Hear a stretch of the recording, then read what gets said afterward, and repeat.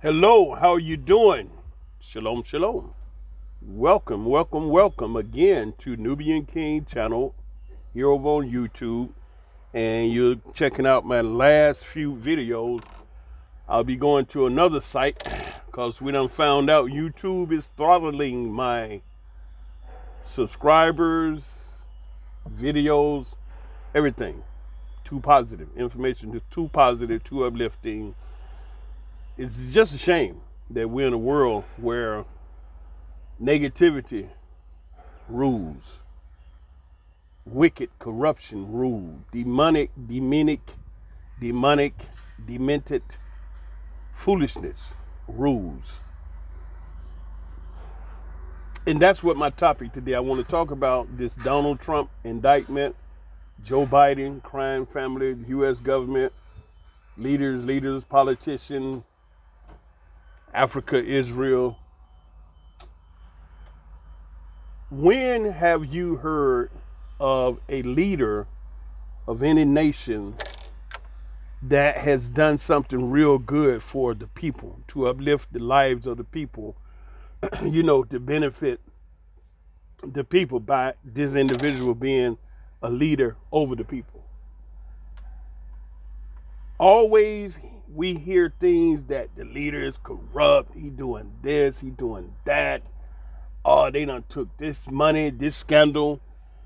You notice that? It's like, man, what the world we need a leader for? You know what I mean? It's like, for real. And it's like this happens so much that most of the world population have just gotten desensitized to it, where it's like you used to the leader being corrupt, lying, cheating, and stealing. It's like, okay, so you see leaders like, okay, Israel normalizing ties with UAE, or Israel normalizing ties with Tanzania. So what? So what? How's that benefiting me and the people?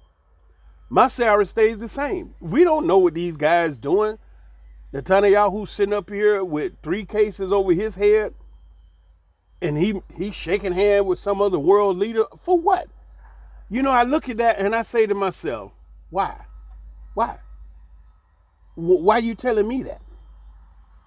Okay, Netanyahu, he's shaking hands with some world leader somewhere taking pictures. Why?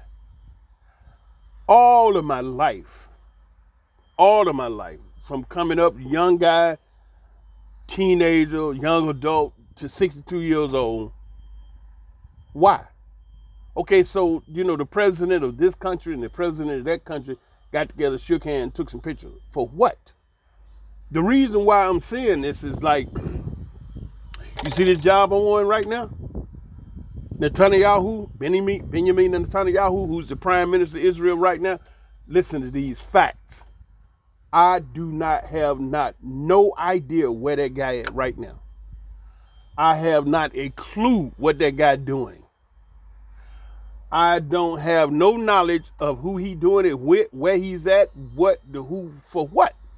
But then, all of a sudden, one day, you'll see on the news, Netanyahu met with the prime minister of Latvia to normalize ties, and they're moving their embassy to Jerusalem. Gonna be open September 20th. And, okay, so he met with the leader of Latvia. And Latvia gonna have an embassy in Jerusalem. I'm not saying that's what happened. I'm not reporting that as news. I'm making an example as to the way the world leaders are. It's them and it's us. And them always have all the money. They done fleeced out of us doing some tricky dick stuff, some bullshit, it's skullduggery, some type of something they doing behind closed doors. Then they come out, cheese everybody, and like they done got a deal together. Yeah, they have. They most certainly have. They did do a deal. They got a deal together.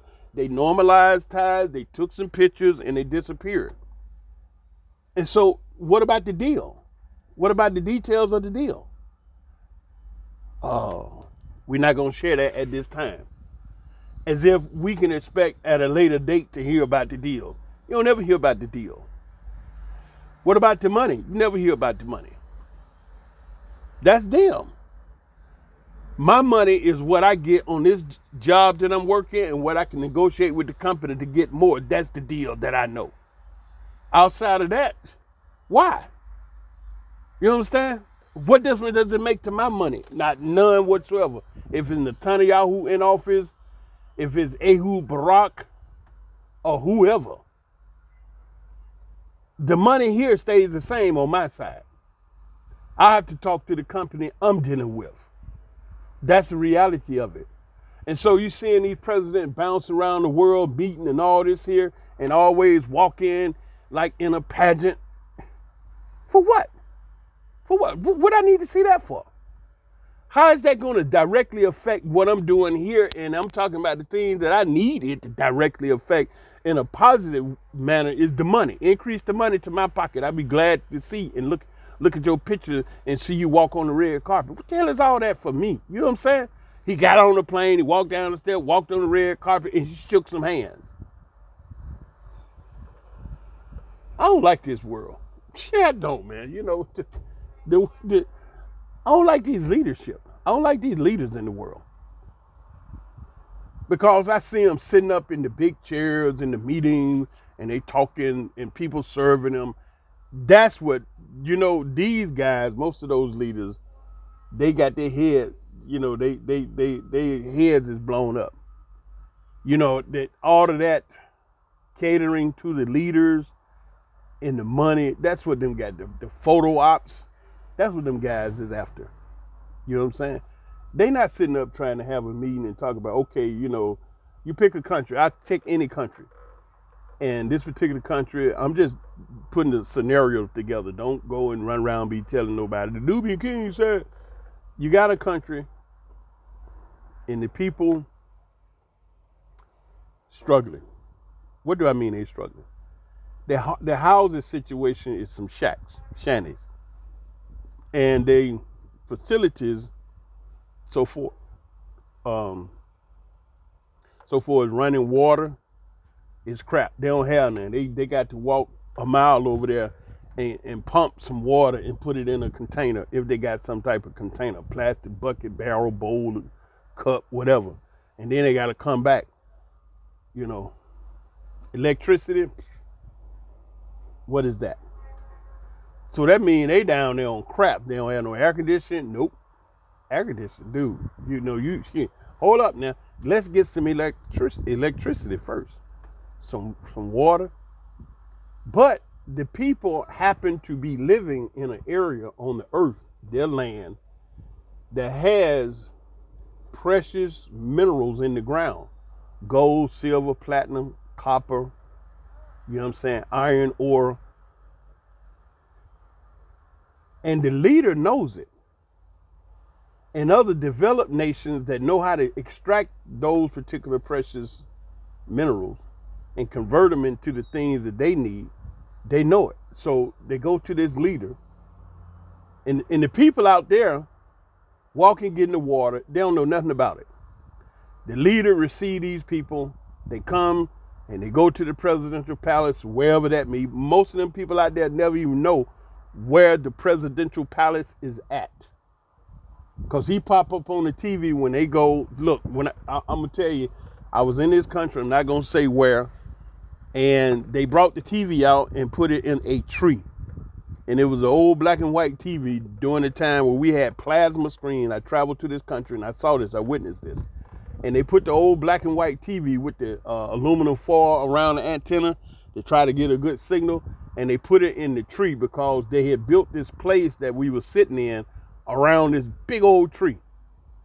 And then at the appointed time, everybody just started showing up.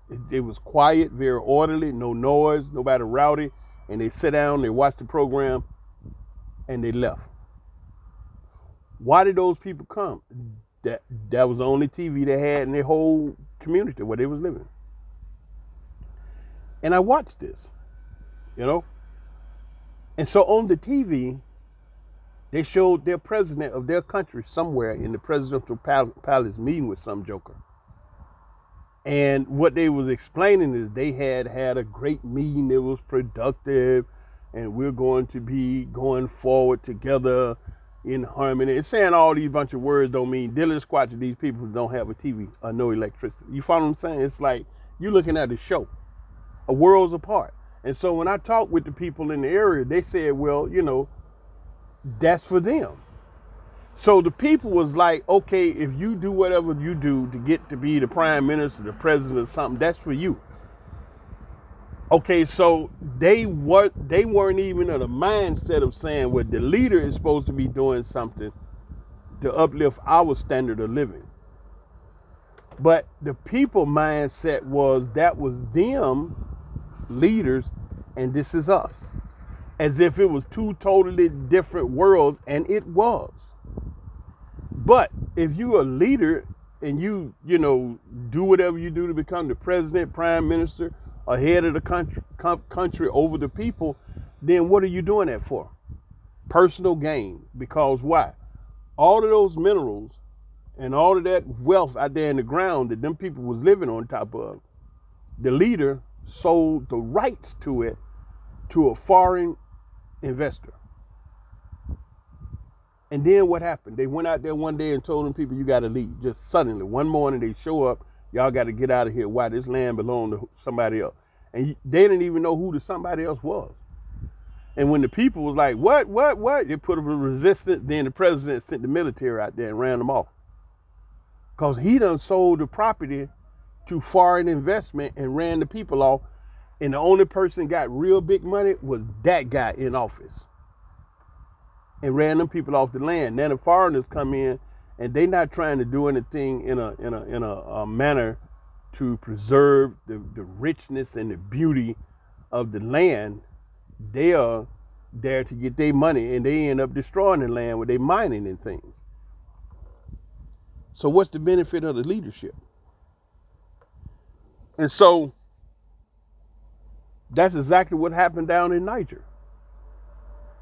This guy is selling everything off to France and America and whoever else come in with some money, and the people left on crap. And now, see, the thing, the people, they know. See, the people sitting there on the internet, they studying, they learn. Some of them brothers and sisters done went to school on the internet in Africa. They know some stuff. And they looking around like, wait a minute. Things done changed. And so they jump up. And the very guys that's guarding the president, they there in the integral workings of the president every day. They there in with him in the meeting. They seeing what's taking place. And they standing there like, wait a minute, this guy done got all this money from this foreigner. And then they look around at they people, and they people out there struggling, and they know the president got all this money, and the people on craps. And I mean, the president, he could take a third of that money and upgrade thousands of people's lives. Won't do it. He's sitting up, he got everything good for his house, and these guys got to guard this guy. And he's sitting up in the presidential palace, the nice cars with chauffeurs, the nice clothes, and the good food. And then some of them brothers that's standing there guarding this knucklehead comes from them villages that they struggling. And he got to go back and look at his people and say, wait a minute. Hey, so they get together, let's get this guy. And boom, they get him, knocking off. And then they say, okay, you out of here.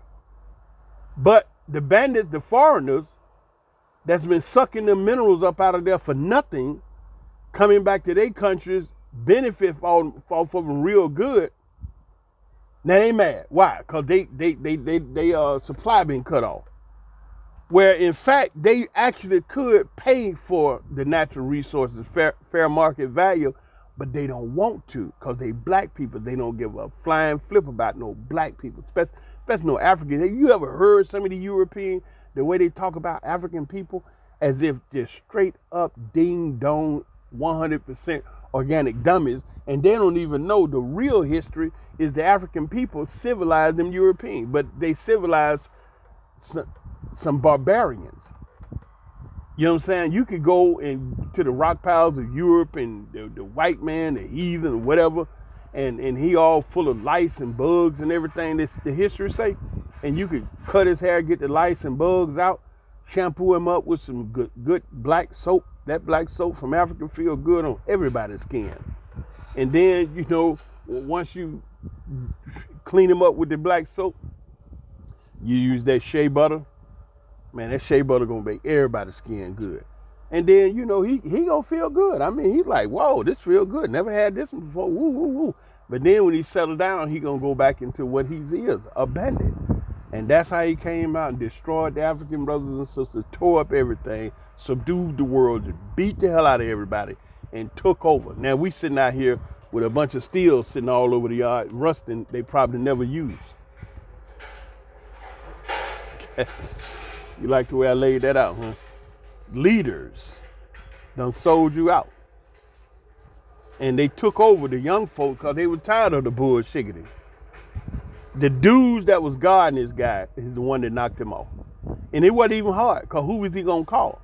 The men that was guarding him took him down. And they not afraid. And then France and the West and Ecuador and all them old chumps talking about 7 days to put him back in office. What you going to do? What you going to do? Whole different kind of energy now. A whole different energy in the world.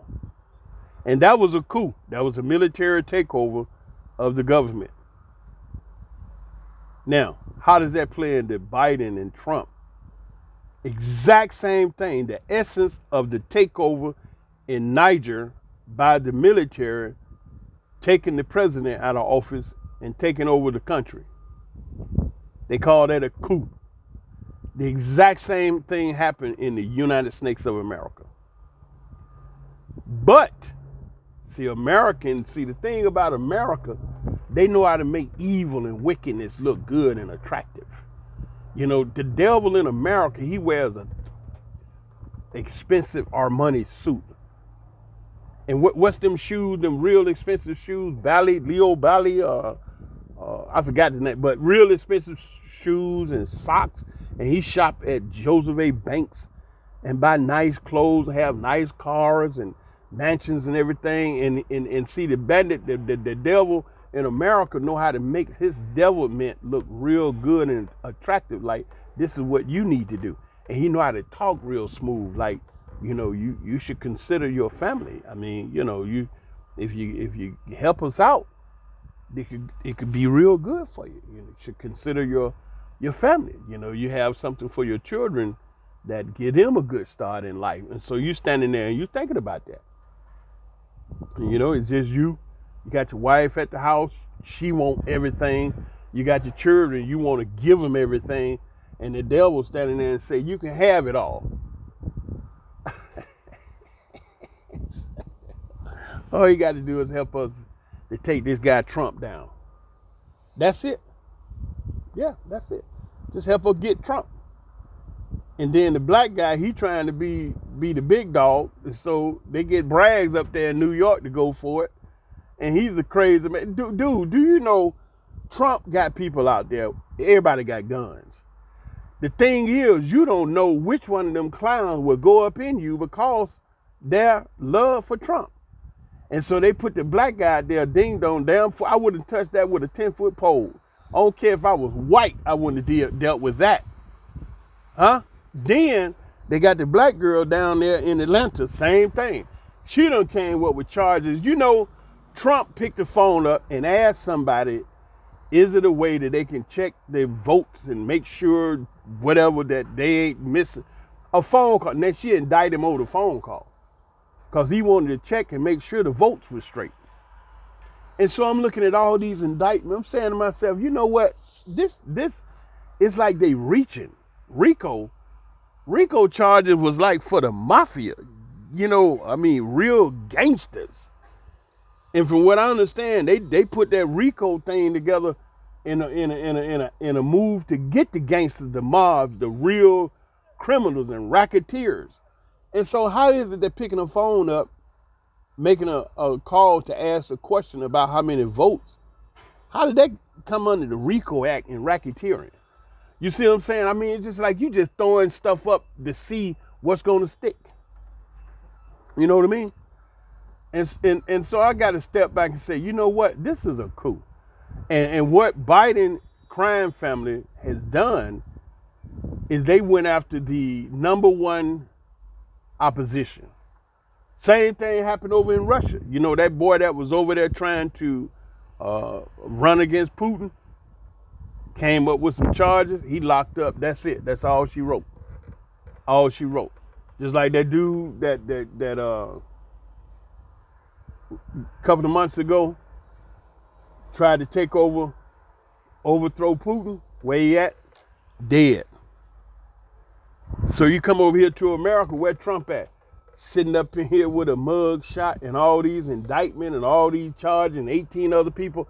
Even the black brother that put an organization of black people for Trump locked him up, but then didn't even get him a bond and no way to even get out. Like, okay, you can be free until your trial date come up. Threw the brother in jail and can't get out. Black woman did that. I want you to take a note of that. Black woman did that. Then this white woman down there in Florida, I think it's Florida, called her sister and threatened her life. And so when the FBI went in and investigated, she told me, yeah, it was me. It was I did it. Bold, arrogant, thinking, just old darky. But behind all of that, you got this old cat walking around stumbling and falling over the air and stumbling up the stairs and shaking hands with Ghost, the president. And he just sitting there laughing at y'all. Same thing happened over there in Ukraine when they had put the district attorney on the case to begin to investigate his son, corrupt Hunter Biden, on that energy company, Burisma, over there. You know what I'm saying? And Trump told him on the campaign trail, y'all need to investigate that guy because, Trump knew they was up to no good. And so because of the fact that he said it, and he told y'all that on the campaign trail, he said, if y'all put Biden in office, you're going to be paying $5, $6, $7, $8 a gallon for gas, maybe $9. Look at what happened. First day Biden get in office, he shut down the Keystone Pipeline, thousands of jobs. Then he say, my economic plan is working fabulous. And he telling y'all the economy is good. You can lie. You can straight up lie. The economy being good or bad, exactly how does that affect you? It don't really affect you because it don't change your money. If they say the economy bad, you still going to your job, you still getting your paycheck, you still paying your bill. And you look at the news, the economy is down, the economy is bad, it's a weak economy, but you still doing what you do. You see what I'm saying? How you have to be able to cut out the bullshiggity. They could lie, adjust the market, and tell you whatever you don't really know. They said that thing was good when they put it in your arm. Now look at you. Now they coming back saying, hey, it's a whole different, oh, you in trouble. You see what I'm saying? So they can say anything they want. You really don't know. You really just don't know. They can tell you, oh man, the job numbers is down. Ooh, the Biden administration. And you sitting up cheering and hollering and don't not know one person that got a job within the last 6 months. Nobody. You don't know nobody. All the unemployment filing was, how you know? Did you go check the record? How you really know? They had a recall on cars. You didn't know that until they mentioned it to you on the news. Toyota, somebody, whoever, they said, oh, got to bring the cars back. Why? It's a possibility the airbag may blow up on you. Okay, but don't it supposed to blow up? No, not when you sit at the red light. Oops, you got a point. But did you know that? No. So what is my point? The only thing you really know is what they tell you. And they can, yes, be 100% organically straight up lying. Do you think they would lie on Trump when he turned around and point the finger and say, they can't find who brought the cocaine into the White House? So Trump say, well, who was in the White House the day before?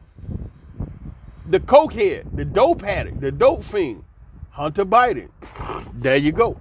And none of the crack, elite, well-financed, heavily funded, incredible, intelligent, super intellectual science can't find out who brought that cocaine in the White House. So you see what I'm saying? So what happened to that? Nothing. What happened to the laptop from hell? Nothing.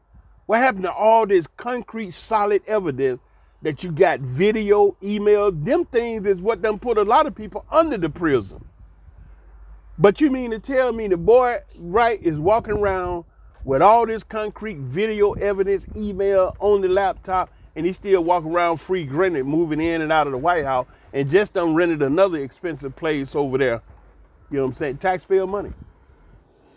But as long as you can keep division in the people, as long as you can keep the people thrown off and stuck on stupid, you get another day. And that's exactly what's taking place. You watching a political coup taking place where you knocking off your leading opponent and got the man caught up in all these incredible, legal pretzels and knots and talking about, he indicted for this and indicted for that. And people running around believing every single thing that they hearing about that with no type of understanding to just say, you know what, wait a minute. Something with this. This don't sound right. It's like another type of understanding had to kick in to your thought process for you to step back and look and say to yourself, wait a minute, could this possibly be something else going on right here? You got people, they won't even do that. They not even trying to just say, you know what, hold up. This may be, look at all of these indictments. I mean, it's so many indictments, you have to ask yourself, what was he doing for 4 years? It's like that many indictments, dude, you wasn't doing nothing but crime stuff. But at the same time, when you look at your country and the presidents that's there, okay, let's look at one thing. $100 billion, more than $100 billion sent out the country. They say, this is what he tell you. Okay, the man that's in office right now is telling you we have got to help them out. Based upon what? All the other nations in the world, why us? And then with all the other nations in the world, why we got to send over $100 billion. Every time you pop up, you want 20 other billion, 30 other billion, this billion, that billion. Has enough time gone by for you to use $36 billion on a war that don't nobody really know exactly what's going on? You ain't heard CNN, ABC, MSNBC, or none of them mainstream news media reporting from on the ground inside of that country, taking video footage showing you what's happening. You just listen to a president that done mollywop your brain, shut you down where you can't think, tell you this is what we got to do. Then you go to the grocery store, they got a little can up there talking about, do you want to contribute anything to help Ukraine? What? And then you got in LA, Los Angeles, one city, 50,000 homeless people just for miles. Then you shoot on the other side of the country, Kingston Avenue, drug addicts walking in the day like zombies.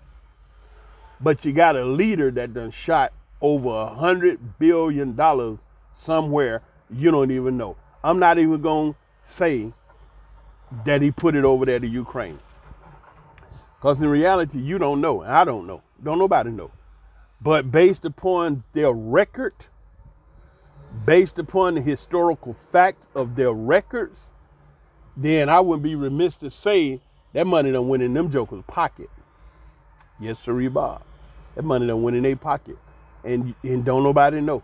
And see, Ukraine has become an incredible excuse for him and his cronies to get big money in their pocket. And they ain't finna let Trump, dump, rump, or nobody mess that up.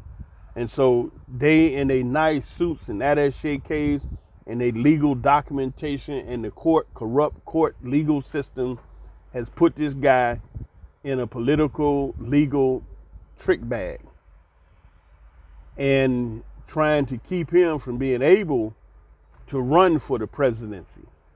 Because you talking about 30, 40, 50, almost 60 points ahead of the front runner, I really don't blame him from not going to the debate. For what? It's like you already done won. If you that far in front of everybody, what you need to stand up there on the stage with them knucklehead for? They fighting over second place. Maybe they fighting over who could possibly be the vice president with Trump. You know what I'm saying? But if you let that jab rip right now, Trump will beat that out by a country mile. And they know that. And so they trying to get old boy up in a trick bag so tough, you know what I'm saying, that they want to put him in prison before the election. This is what they want. This is what Biden wants. And then, he talking about we need another 40 years before we keep doing our work. What kind of work are you doing? You know what I'm saying? You want to work another $100 billion out of the people's pocket for Ukraine for what? You go over there and listen to Colonel McGregor. He say ain't no Ukrainian military no more. They done killed them all. This is what he's saying over there. Hey, ain't no Ukrainian military. Then I remember 8 months into the war, Putin let out his financial picture, what they had spent. And Putin said they had only spent $6 billion on the war. And it had been around, 6, 8 months they've been doing it. At that same time, America said they spent $55 billion. Why? For what? How you spend $55 billion on a war and you ain't even supposed to be at war? The thing is between Russia and Ukraine. Why is America done spent $55 billion and Russia say they ain't spent but $6 billion? And them the ones that's fighting. You see what I'm saying? The dumb stuff that you let these leaders get you caught up on, and you're not listening, not paying attention, you can't get tired. This is the wrong place to get tired. That's what Muhammad Ali told the guy. Talking about, I'm tired. Dude, you in the ring now. This is the wrong place to get tired. Shit. Comfort to bring it to you. You step your butt up in here, you're going to get punched. And so you can't get so overwhelmed to the point that you don't listen and keep up. Because when the ish hit the fan and people start running, ducking, and diving, and you stand there talking about what's going on, you ain't going to have nobody around trying to explain nothing to you. They're going to be ducking, dodging, and running, and you're going to be standing there looking stupid trying to find out what's going on because they ain't got nothing. They ain't got nothing. I understand that. Sometimes I get news overwhelmed. So what do? I start looking at comedy. I go way back, Gilligan's Island. Good time. All in the family. Yeah, Archie Bunker. Them old sitcoms that no cursing, no blood and gut and dirt, And a lot of those sitcoms, they have some really nice, positive values in it. You follow what I'm saying? Sanford and Son. I don't go to bed on the news. I go to bed on comedy or some jazz music, and I turn it all off, and I sit there, maybe drink me a little tea, and then I ease on in the sheets. So I know how it can be. You turn the TV on, they got nothing good to talk about, They got nothing good to talk about. They got some leader them did some corruption, nothing good to talk about. Somebody, some war, nothing good to talk about. They ran out of ammunition, nothing good to talk about. The rocket done crashed, nothing good to talk about. Somebody done got hit, nothing good to talk about. A woman hit a white woman in Israel, Israeli woman, hit a black guy, killed him. She ran, she didn't stop. They protesting, and she done left the country. They protecting her. Nothing good to talk about. So I understand that. There are times when even myself get to like, man, I don't, look, if you ain't subscribed, you need to go ahead and subscribe. I mean, you could do it, but like I noticed, I have subscribers subscribe, and then they gone. And then when I call them, just do my own analysis. They said, no, I haven't, what happened? I subscribe. I go back, the numbers never even change. But anyway, I'm looking for another platform that I can get on and chop it up, and they pay a little bread and, whatever like that. But like I was saying, sometimes I get overwhelmed with the bullshit on the news. All bad stuff, just all bad. Nothing good, all bad.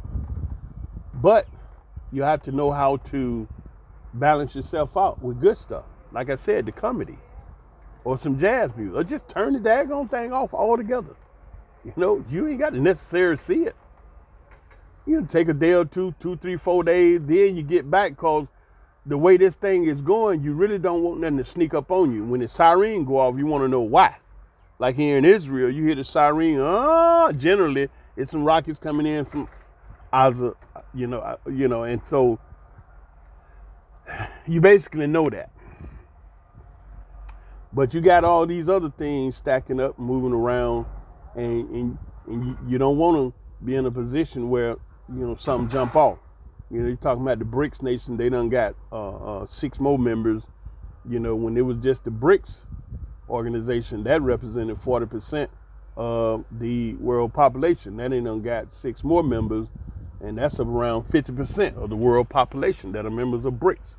And then the next move they're talking about is getting away from that U.S. dollar, which is going to really send the dollar down to the tank. The dollar is on, right now, it's on life support, but you're going to have a lot of zealous, arrogant, hard-headed Americans they're not ever going to admit that the U.S. dollar is on life support right now, And then you got this guy, Klaus Schwab, running around New World Order, and his spiritual advisor is a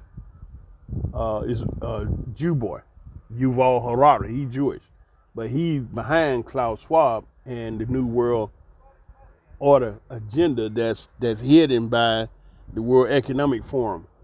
Klaus Schwab started all that years ago.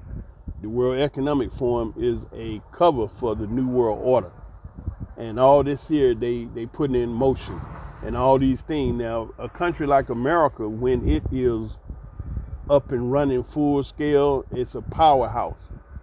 Hard to beat, almost incredible to beat. And so the destruction of a nation like that, it can't come from outside to inside. In order to take a nation like that down, it's got to go destroy from inside out. And that's what you see taking place right now. And you don't even know it. And so a guy like Trump, they don't want him up in there because the fact that he's not a political, career politician like old boy Joe is, Biden. Been up in there 40 years in politics. And how does that improve the people? Not at all. Not at all. Look at all them folks in the street out there in California. And that's the black woman, Maxine Water district. Right smack dab where all those people in California living in the street. Maxine Water, that's her district.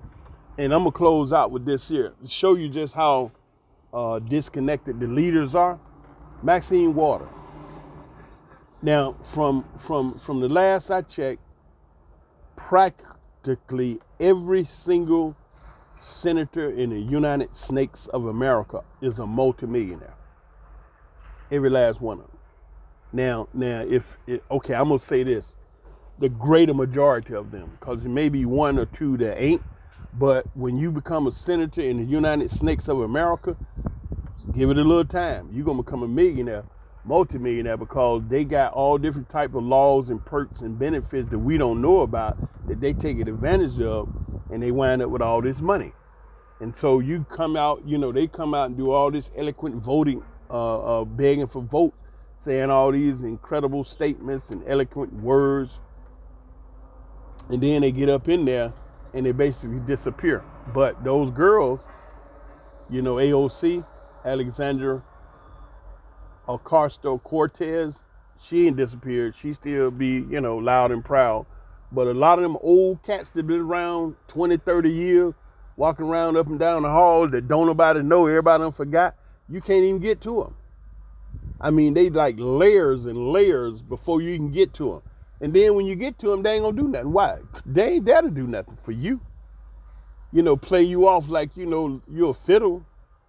Because that ain't what they doing. What are they doing? They up there living and enjoying the perks of being in that position. They ain't worried about you. Look at the Supreme Court judge, the old black guy. Did you think he was up to do married to a white woman? Do I need to say anything else? Clyburn, the same situation.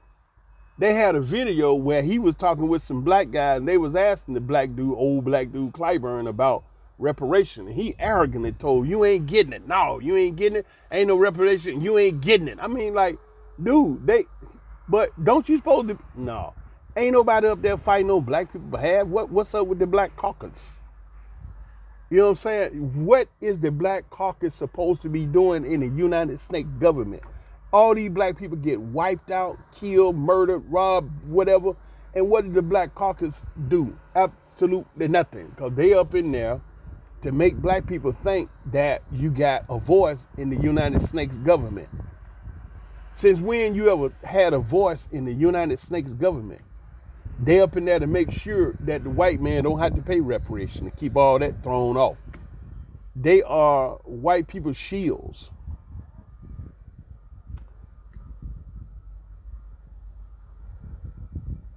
I'm going to leave you this last thought and I'm out. It's been long enough. Hopefully you thinking about something by now. Many, many years ago, I was a teenager. I was born and raised in Atlanta, Georgia. So in Atlanta, as a teenager, I opened a bank account at this bank called CNS. And its color was green and white. CNS, downtown Atlanta, Georgia. I had this bank account at CNS, and one day I needed to go in there and talk to one of the officers. And back in those days, all the officers was white. The few little black women that was in there might have been a teller or two, or she may have been working as a secretary for one of the white officers. So the dude I needed to speak to was sitting over there. When you walk in the bank right off Peachtree Street, to the right with this long row of tellers, and to the left was the officers and people doing that type of thing. And so when I went and I looked and I saw the old dude I needed to see, old white dude, and his desk was over there, but in between his desk and the entrance to the area where they was working at was a couple of sisters. And so I started walking down the row, and this sister jumps up and steps out and blocked me.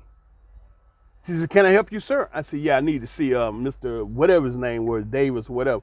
She looked at me and said, "He's not here." I'm like, "Huh?" "He's not here." I said, "What do you mean?" "He's not here." I said, "Do you see anybody sitting over there in that chair?" I pointed. I said, "Let me ask you a question. Do you see anybody sitting over there in that chair, over there in the corner, that desk over there, the last row on the right in the corner? Is there anybody at that desk?" This girl looked around and said, "No."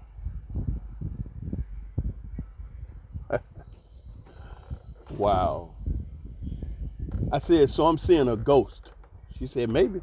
I remember this, man. I was like 17 years old, trying to check on my money in the bank account, and this sister jumps out and said, "He is not here." And I'm sitting eyeballing the guy. He looked up at me and he's thumbing through his Rolodex. I remember this, a Rolodex. Y'all see, I ain't forget, because I'm 17 years old, black guy in America, in Atlanta, Georgia, and this happened. I'm 62 right now. You know how many years ago that was? I can remember these details vividly because right there in Atlanta at 17 years old, I got to see how this thing worked. They got this sister out there, and she was real adamant like a pit bull. And I took a step forward, and she stepped at me like she rose up, like she about to do something.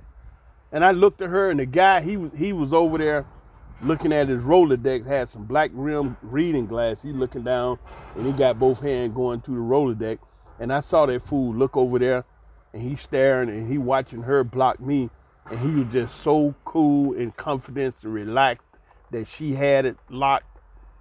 And then I just stood there and stared at him. He looked at me, and he looked back down and kept thumbing through his Rolodex. And I told the sister, I said, you don't know." She said, "I don't know what." "You don't know what you're doing." I said it because I love you. I hope you subscribe. If not, I'm going to be on another platform, and I will let you know. It's been the Nubian King, sitting up here, a light day at work, talking to you because I love you. I love you 24/7. That means I love you nonstop. Yeah.